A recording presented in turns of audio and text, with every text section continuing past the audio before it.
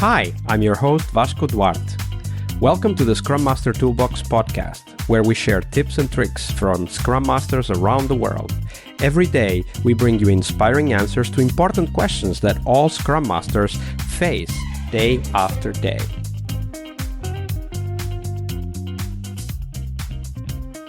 Hello everybody, welcome to our Team Tuesday. This week we have with us Karina Margole. Hey Karina, welcome back. Hi Vasco, it's good to be back. Absolutely great to have you back as well to talk about not always so easy topic, the teams that self-destruct. But before we dive into that, we also want to know, what was the book that most inspired you in your role as a Scrum Master? Sure, Vasco. So for the longest of time, I had the default answer for it, which was Crucial Conversations by Joseph Grenny, Carrie Patterson, and the rest. There's like 5 authors on it. And I wanted to start with that one, even though my book recommendation has changed, because the Crucial Conversations is just that foundational book that I think anyone doing any work with any people, which is all of us, should read, because it really unlocked the ability for me to have any sort of conversation of any topic with anyone. And, you know, as you mentioned on the Monday's episode, I have ADHD, and people pleasing is something that I do as a person with ADHD. It's very important for me to have those good relationship with people. So confrontation isn't always easy for me. And that book, the Crucial Conversations book, was the one that unlocked me being able to have those difficult conversations, no matter the circumstances. However, recently, my book recommendation has changed. And now the book that has had a very profound impact on me has been Systemic Coaching and Constellations by John Whittington. And it's all about, we all work in systems, and the systems are complex, and we're all part of multiple systems. And it's all how those systems interact with each other, how we are in systems, why sometimes the systemic dynamics have an effect. Like, you might be working in a team and everything is going great, but something is just always wrong and you can't quite figure out what is going on here. And it can be the consequences of some systemic issues that you aren't even aware and you don't even know. And being able to view things from a systemic lens and being able to work with systems rather than just individuals within systems or teams within systems has just opened my eyes to the just enormous effect that systems we come from and systems we are part of have on our everyday life and our work life as well. So that's the one I currently recommend. Like implicit in your answer is also the idea that there are systems and then there are systems of systems, and the levels of interaction are so many. It is so hard to make sense of, you call it holistic. I like the word holistic and systemic because they are really referring to different things, right? And of course, we do need to be pragmatic though, right? Like we need to say, okay, this is where I stop. Like there are other systems, but I'm not going there anymore, right? But when you think about systems, specifically when working with a team now, how do you keep yourself kind of grounded, I think I could say, to make sure that you're not going too far in the exploration of what might be X systems that might still be influencing what is going on? Yeah, so I think this is a hard one for me because apart from all the work I do as a Scrum Master and Agile coach and everything, I'm also trained as a professional coach, and also I have like a little bit of counseling skills stuff as well. So like for me, I'm always very drawn to kind of the more personal systems, and I have to really make sure that when I'm doing it, either if it's on an individual level, that there is permission to do it from the person and we contract around it and we make sure that the boundaries are very clean and clear, or in other situations, within the Systemic Coaching and Constellation book, they recommend actually modeling systems using stuff you have on your table, like pens, pencils, post-it notes, whatever. And usually they say, keep the system small and only do like the smallest amount of things that have an effect on the system, because you're right, those systems, once you start exploring them, they just expand and expand and expand. And they always say, do the smallest amount of systems that you know you can work with right now, and leave everything else. Like you can sometimes even have a little post-it note that says, this is a thing, we know it influences the system, but we have no effect on it, and we can't, there's nothing we can do about it. So we acknowledge that it's here, that it has an influence, but we can't do anything with it. So let's just keep it to the side and focus on the things that we can do. So it kind of goes back to, those circles of influence thing, where you have your internal circle where this is you can control, then the outer circle of stuff that you can influence, and the outer circle is the stuff that out of your control. So you kind of keep it to what is in your control and what you can influence, and everything else, you just acknowledge that it's there and you just leave it out. Yeah, absolutely. I think that's a great answer, by the way. The circles of influence is a very important aspect, because we want to be holistic and we want to bring a systemic perspective, but there are limits to all human actions, and it's good to think about those. Okay, and talking about limits, of course, there are also limits to how teams develop, and sometimes they create their own problems. So let's explore one of those stories with you, Karina. Tell us about a team that you were working with. Tell us a little bit about the context, and then go through how these small little behaviors, what they were, and then how they grew and eventually became a problem for that team. Yeah, sure. So this is actually back when I was working in video games, and I was kind of just dipping my toe into the world of Scrum. But we were working on a game. It was a live game, which meant that we had to release content on a regular basis. And it was a very complex setup in that there were multiple teams kind of working in parallel to make sure that we had weekly releases of new content. But each team kind of worked at a slightly longer cycle, and it was staggered. So it was a huge team, huge undertaking.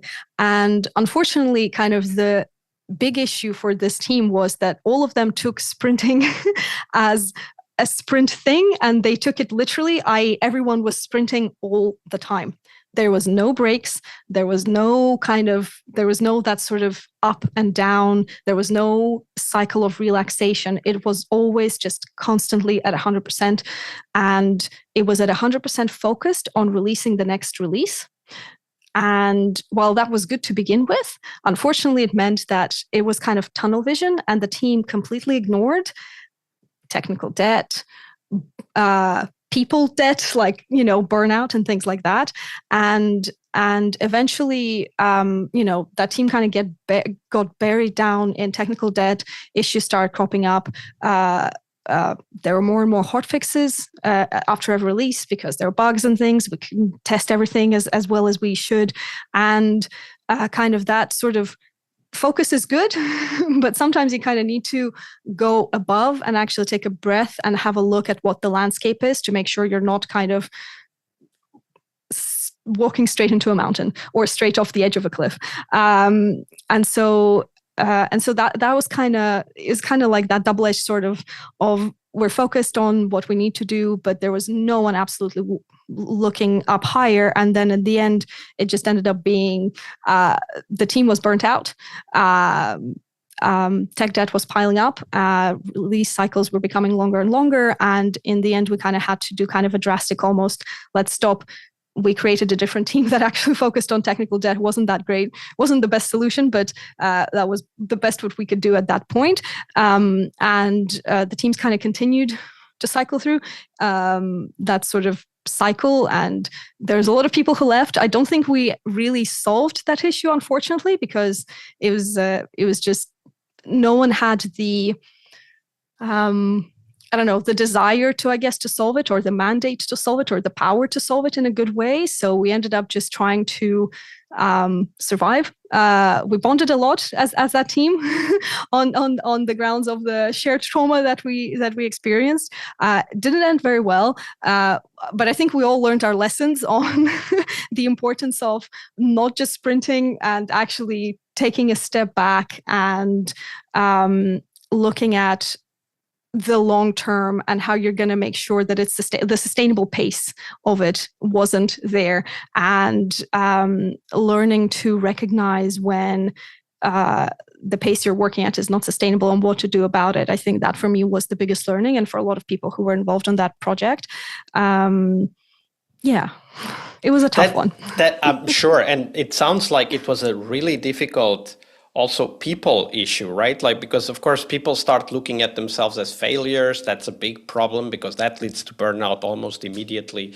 And maybe putting too much pressure on themselves. And I'm sure that the hierarchy doesn't reduce the pressure by default, at least, right? And learning to detect when the pressure is going too far is a huge aspect of our work as Scrum Masters. And it also reminds me that, and you mentioned it already, that one of the core goals of Scrum is to not only deliver at the end of the sprint, but to continue to deliver at the end of the sprint for a very long time, right? And you called it the sustainable pace idea that comes from Scrum. If someone out there are themselves in this kind of position, Karina, what tips, what ideas do you have for them in terms of recognizing and also then starting to, socialize, share that idea that, hey, maybe we are no longer at a sustainable pace? Yeah, I think especially if you're a Scrum Master, a very interesting thing you can do is at your next retrospective is to actually ask a question.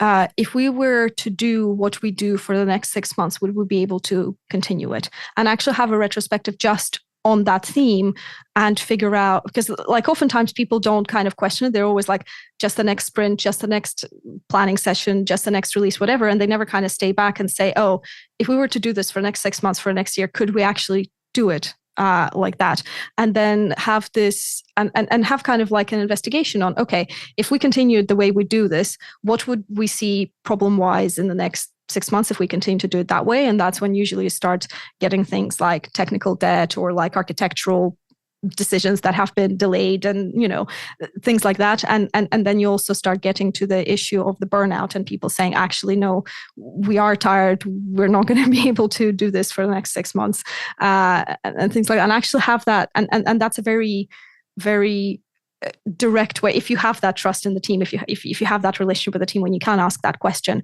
I think that's the first thing to do, is to start raising that awareness within the team itself. And then of that, again, depending on your situation where you are, see what you can do about it. Is it that you need to reduce your output a little bit of customer facing stuff and actually work a little bit more on your internal things and dedicate some time to doing tech debt? Is it that you need to figure out, is there overtime? Do you need to reduce that? Are people regularly doing overtime and you need to reduce that? And kind of start talking about those team norms to make sure that, do you need to do a hackathon so that people can relax a little bit? Do you need to dedicate a week of learning time? Do you need to start putting in learning time or something like that? But start, depending on how your team likes to deal with it, but start exploring how you can make that pace a little bit more sustainable over long term. Yeah, absolutely. And a very important question, especially when we are all remote and it is so hard to get that human connection on a regular basis from our colleagues. So thank you very much for sharing that, Karina. You're very welcome. Tuesday is Team Day here on the Scrum Master Toolbox podcast. But tomorrow we talk about something that goes beyond the work we do with the teams. We will talk about how to lead change and what our guests have learned from leading and participating in change programs during their career. See you tomorrow. We really hope you liked our show. And if you did, why not rate this podcast on Stitcher or iTunes? Share this podcast and let other Scrum Masters know about this valuable resource for their work. Remember that sharing is caring.